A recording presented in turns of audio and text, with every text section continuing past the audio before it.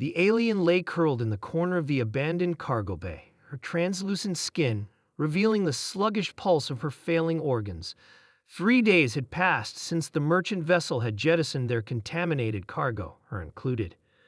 The merchant captain had deemed her species a potential biohazard after a cursory scan revealed an unfamiliar genetic structure. Tess wasn't infectious, she was simply different, and now she was dying. Her four-fingered hand pressed against the wound in her side where the rough handling had torn her delicate exoskeleton. The emergency pod they'd shoved her into had crashed onto this human outpost station, leaving her stranded in an atmosphere that slowly dehydrated her cellular structure.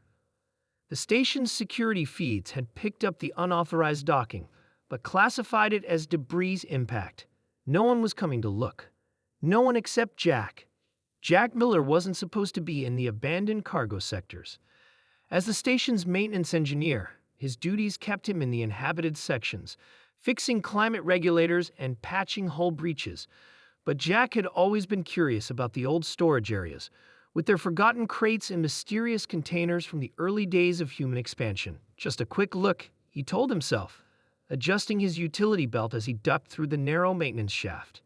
His headlamp illuminated decades of dust and neglect. The crash site surprised him. A small pod, scorched and dented, had pierced the outer hull of Bay 37, its emergency shields preventing catastrophic decompression. Jack approached cautiously, scanner in hand. "Hello?" he called. "Anyone hurt in there?" The weak biological signature on his scanner confused him. Not human, definitely alive, but fading fast. That's when he saw her. Through the cracked viewport of the pod, a pair of large, luminous eyes reflected his headlamp back at him. Terror filled those eyes, and something else, resignation. Jack had never seen an alien up close before. Humanity had encountered several species during their expansion, but relations were tense, regulated by rigid non-interference protocols. Contact was limited to official diplomatic channels and strictly monitored trade. Helping a stranded alien was absolutely against station regulations. It could cost him his job, possibly even lead to charges of endangering the station. Jack didn't hesitate. "I'm going to help you," he said clearly, knowing she probably couldn't understand his words, but hoping his tone conveyed his intent. "Don't be afraid." He bypassed the pod's damaged locking mechanism and eased the hatch open. The smell hit him first, not unpleasant, but alien, like sea salt and ozone.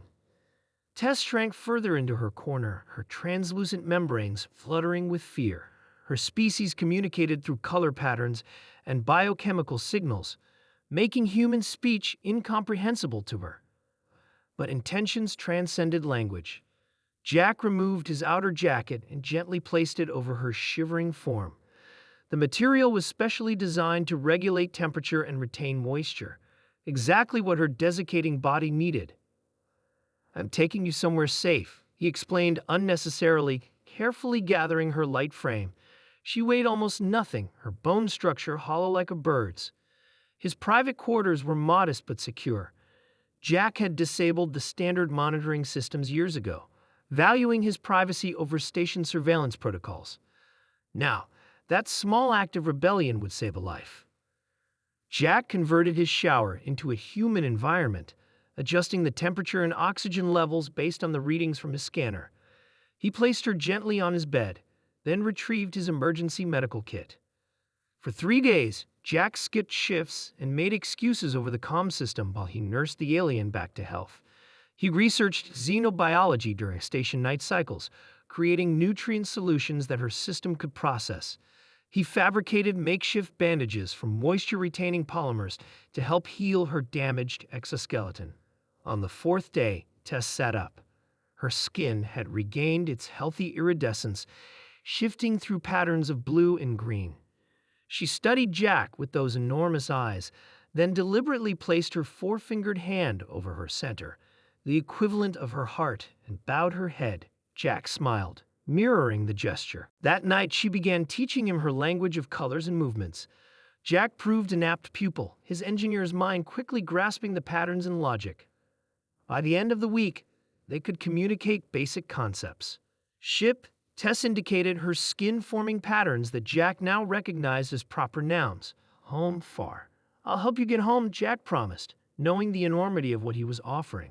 Getting an unauthorized alien off the station would be nearly impossible, but impossible tasks were an engineer's specialty. Over the following weeks, Jack meticulously planned their escape. He reprogrammed maintenance drones to create distractions, sliced into the departure schedule to find a window of opportunity, and secretly repaired Tess's damaged pod. The night of their escape attempt, alarms unexpectedly blared throughout the station. Unidentified vessel approaching, announced the station's AI. All personnel to emergency positions. Through his hacked feed, Jack saw the truth. The vessel wasn't unidentified. It was Tess's people coming for her. Somehow, they had tracked her pod. They came. Tess's skin pulsed with joyful colors. Family. Jack felt a mixture of relief and loss. You'll be going home. Her colors shifted to something more complex. Home, she agreed, then touched his hand. Friend. When the alien ship docked, bypassing station protocols with technology far beyond human capabilities, Jack faced a choice. He could flee, disavow any knowledge of Tess, save his career. Instead, he walked with her to meet her people, standing tall as the ship's hatch opened. The station commander arrived with security forces just in time to witness the alien delegation bow deeply to Jack, their skin rippling in patterns that even the commander could recognize as respect. More importantly, they extended formal diplomatic recognition, something humans had sought from their species for decades. All because one human had chosen compassion over protocol. Sometimes, Jack explained later during the official debriefing, being human means knowing when rules matter less than doing what's right. Humanity's reputation among the stars shifted that day, one act of kindness rippling outward, proving that across the vast gulf of space and difference, compassion might be the most powerful force of all.